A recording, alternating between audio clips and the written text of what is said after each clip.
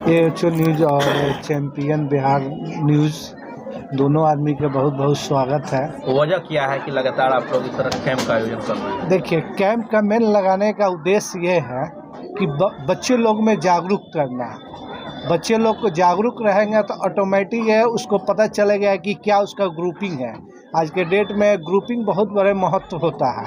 Grouping के बारे में आपको विशेष बच्चे लोग छोटा हो या आइडेंटिटी कार्ड पर अदर स्टेट में आप जाके देखिए तो बच्चे लोग का आइडेंटिटी कार्ड पर ब्लड ग्रुप अनिवार्य है। बाकी यहाँ के तमाम स्कूल और कोचिंग संस्था में किसी के भी स्कूल में आइडेंटिटी कार्ड पर ब्लड ग्रुप नहीं रहता है। और इसका मेरा मुख्य उद्देश्य है कि बच्चे लोग को अपना एक पहचान देना कि मेरा ब्लड ग्रुप क्या है।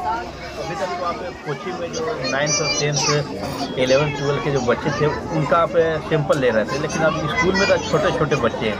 वहाँ पे आपको कहना था कि ये सभी बच्चे स्कूल में जो कोचिंग में ले रहे हैं अपने गांव में जाकर के लोगों के बीच जागरूकता फैलाएंगे। अब ये छोटे बच्चे कहाँ जागरूकता फैलाएंगे? देखिए, छोटे बच्चे को अपना ब्लड ग्रुप एकदम इसलिए हम लोग छोटे बच्चे से लेकर बड़े बच्चे तक इसलिए किए जा रहा है कि छोटे बच्चे से ही ब्लड ग्रुप अपना जानकारी हो कि हमारा ब्लड ग्रुप क्या है।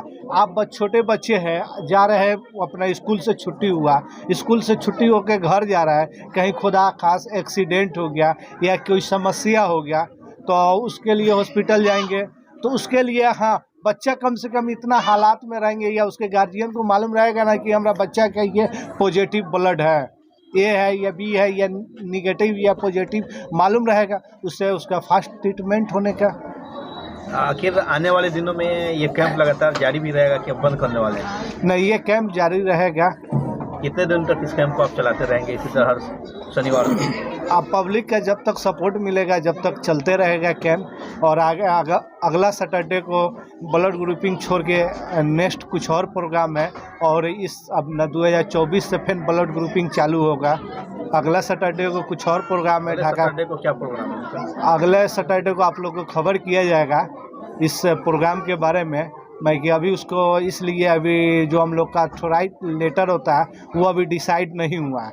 जब तक ले डिसाइड नहीं होता है जब तक हम लोग बयान देना उचित उस चीज़ को हम लोग नहीं समझते हैं। इसलिए इसके बाद 2 सैटरडे बचेगा। दोनों सैटरडे में कुछ ना कुछ प्रोग्राम हम लोग का फिक्स है ब्लड ग्रुपिंग छोड़कर, और नेक्स्ट ईयर से ब्लड ग्रुपिंग फिर चालू हो जाएगा। फातिमा चैरिटेबल फाउंडेशन के द्वारा सिर्फ स्वास्थ्य के क्षेत्र में ही काम किया जाएगा या इसके अलावा और भी अदर जगह पर काम किया जाएगा? नहीं, फातिमा चैरिटेबल फाउंडेशन के लिए हम लोग का एक टाई अप हो रहा है CSR फंडिंग के द्वारा। आप लोग शायद नाम सुने होइएगा कि नहीं सुने होइएगा। CSR एक फंडिंग होता है जो NGO को ही मिलता है।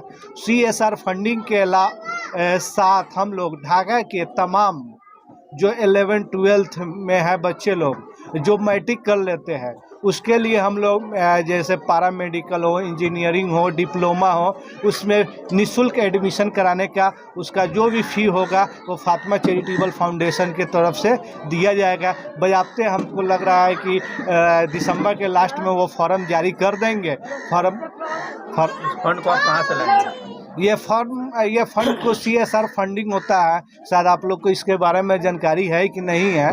CSR एक बहुत बड़े लेवल का फंडिंग होता है, उसी में हम लोग लगे हुए हैं। अगला हो जाएगा तो जैसे एग्जांपल में किसी को BSc नर्सिंग करना है, किसी भी कॉलेज का मिनिमम सिर्फ बिहार और झारखंड छोड़ के किसी भी कॉलेज का मिनिमम फ़ी होता है 50 से 60,000 70,000 80,000 रुपया ईयरली देने को पड़ता है।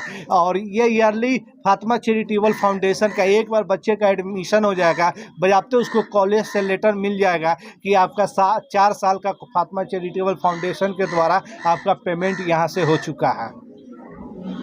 अगर कई सारे लोगों का ये सवाल आ रहा है जिस तरह से लगातार आप लोग इस तरह का कैंप कर रहे हैं, आपको जो डोनेशन मिल रहा है उसका हिसाब आप कब देंगे? देखिए ये आपका सवाल करना बड़ा वाजिब है। इस सवाल से हम भी खुश हैं। मेरा ईयरली सारा रिपोर्ट आप लोग के सामने, इसलिए साल का लास्ट मंथ है।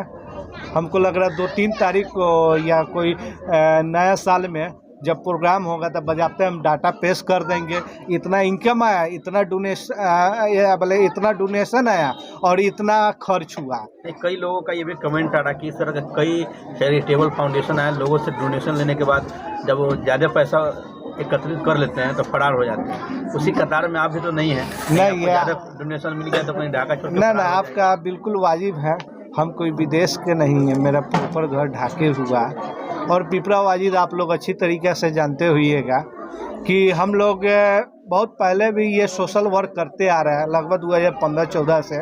बीच में किसी कारणवश डिस्टरबेंस हो गया कि ब्रेक कर दिए। वही ढाका में इतना है कि कोई भी नहीं कह सकता है कि हाँ जमाल मेरा 10,000 रुपया ले लिया होगा या 20,000 ले लिया होगा, या इस तरह का कोई बेतुदा बयान भी नहीं मिल सकता है आपको। मतलब कहीं भागने वाले नहीं है। नहीं नहीं, ऐसा अपना घर छोड़ के हम कहाँ भाग सकते हैं। आरिफ सर, आप इस स्कूल के डायरेक्टर हैं और इस पहल को लेकर क्या कुछ कहेंगे? आज आपके स्कूल में एक शिविर को लगाया गया है। सबसे पहले तो AH न्यूज़ और चंपारण बिहार तक न्यूज़ का स्वागत हम करते हैं कि इस तरह के पहल को आप लोगों तक आगे पहुंचाने का कार्य कर रहे हैं। और ये हमारा शुरू से मानना रहा, और जमाल भाई जान रहे हैं कि शुरू से आप लोग भी तो इस पहल को देखते आ रहे हैं कि जन कल्याण के मुद्दों पे हम हमेशा अग्रसर होकर काम करते आए हैं और करते रहेंगे। और ये चीज़ सूचना मिला जमाल भाई के द्वारा, तो हम कहें कि बेहतर चीज़ें है, क्योंकि बच्चों को ये इन्फॉर्मेशन होना चाहिए कि उसका आखिर ब्लड का कौन सा ग्रुप है, ताकि बहुत से ऐसे जगह है जहाँ मैंडेटरी होता है जिस ब्लड ग्रुप कॉलम को सबमिट करना। तो ये चीज़ें अगर बच्चों को पता रहेगा तो आसानी होगा उस फॉर्म को फिलअप करने के लिए। इसके अलावा कभी दुर्भाग्यवश अगर एक्सीडेंट हो जाता है तो उस केस में सडन जो है ना ट्रीटमेंट देने के लिए भी वो चीज़ें फिर से करना नहीं पड़ेगा, पहले से पता रहेगा। तो इस वजह से जमाल भाई को हमने सूचना दिया कि किस तरह का सहयोग मिलेगा आप लोगों के द्वारा इस फाउंडेशन को?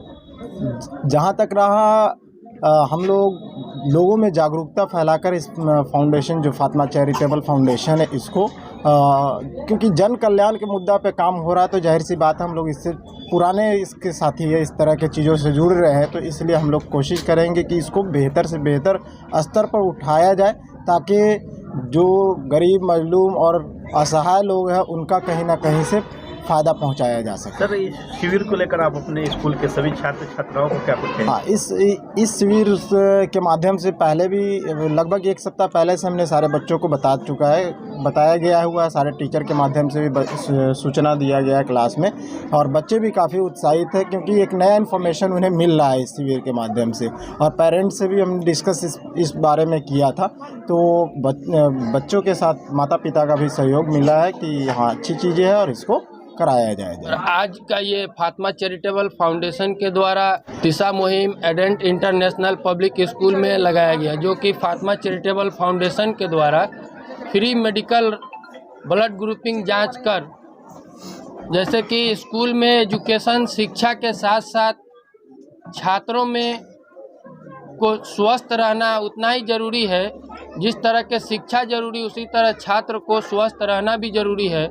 इस तरह के हर स्कूल में छात्रों को शिक्षा के साथ साथ स्वस्थ रहने के लिए जागरूक करें, और ये फातिमा चैरिटेबल एक छोटा सा मुहिम ब्लड ग्रुपिंग करके यही मैसेज देना चाहता है तमाम स्कूल संस्था को और तमाम माशरे में कि ये ब्लड ग्रुपिंग हर इंसान को जानना ज़रूरी है। ब्लड ग्रुपिंग कराए, और ब्लड ग्रुपिंग कराकर समाज में किसी को भी ब्लड की ज़रूरत होती है, जब हमें अपना ब्लड ग्रुप पता रहेगा तभी हम किसी दूसरे को सहयोग कर सकते हैं, ब्लड डोनेट कर सकते हैं। फैलाने के लिए आप लोग क्या करेंगे? बहुत लोग अभी भी जिसको पता नहीं है मेरा ग्रुपिंग क्या है, उन लोगों की भी जागरूकता के तौर पर क्या कुछ कहेंगे?